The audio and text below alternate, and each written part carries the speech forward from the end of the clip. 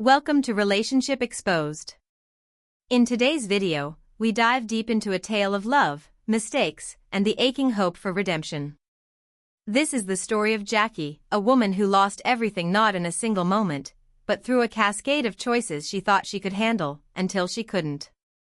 My name is Jackie, and I'm not here to give you just another relationship story. I'm here because I messed up. Royally. And maybe, just maybe, if I tell the world everything, the good, the bad, the heart-wrenchingly ugly, I might find a way to make peace with it.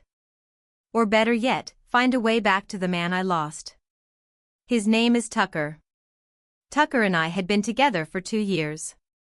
We met in New York City, far from the quiet roads of my small Utah hometown. Moving to New York had been a dream.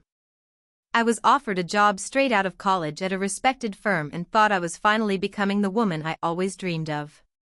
Independent, ambitious, thriving. Little did I know, those dreams would soon collide with a different reality. The city was everything I hoped for: bright lights, endless opportunity, and people from every walk of life. And then there was Tucker. We met when he joined the IT department at my company. It wasn't love at first sight.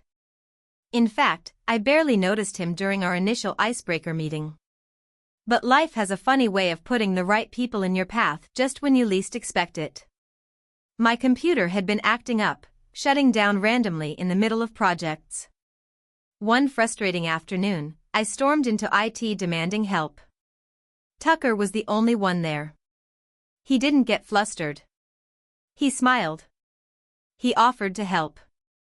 That's how it started. Over the next 2 weeks, as he tried to fix my stubborn desktop, we got to know each other. He was patient and kind, smart in a way that wasn't showy. He listened. He remembered the little things. It wasn't long before I started looking forward to our small conversations more than anything else in my day. He asked me out a week after finally fixing my computer. And from there, things moved fast. We clicked. The chemistry, the comfort, the companionship, it all just worked. Our relationship became the one constant in the chaos of the city. But fast forward to just a few weeks ago, everything began to change. It was a horrible day at work. I was overwhelmed, exhausted, and frustrated. I wanted nothing more than to collapse on the couch, eat my favorite pizza, and let Tucker soothe the stress from my shoulders. But life had other plans. The train was delayed, my pizza place was out of my favorite topping, and when I finally got home, I realized I forgot my keys. I sat in the hallway, waiting for Tucker to get back. I must have dozed off because the next thing I knew, he was waking me up. Normally, seeing him would lift my spirits. But that day, everything boiled over.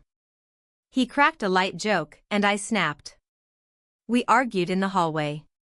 Loudly. Bitterly. A neighbor threatened to call the cops. I said things I didn't mean. Tucker didn't fight back. He just looked hurt. The next morning, I woke up to him getting ready for the gym. He looked at me and said we needed to talk. My stomach dropped. I thought he was going to break up with me.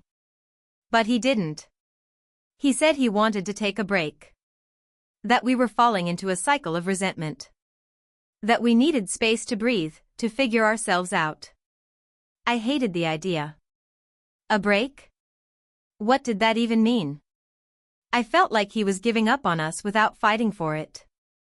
But he was firm. He had rules. No unnecessary contact. A week apart. Then we'd talk. When he left, I felt hollow. The silence in our apartment was deafening. I tried to go about my day, but it was like moving through molasses. At work, people noticed. I looked drained. I felt worse. Then my colleague Kate invited me out for lunch. She wasn't a close friend, but I needed someone.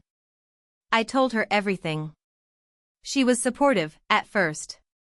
Then she leaned in and said something that changed everything: he probably just wants to see other people. That one sentence lodged in my mind like a splinter. What if she was right? What if Tucker wanted the break to hook up with someone else? It made me feel betrayed, angry, defensive. So I made a decision. A bad one. I told Kate we should go out that night. I wanted to forget, to feel desired. We ended up at a downtown club. Loud music, flashing lights, too many drinks.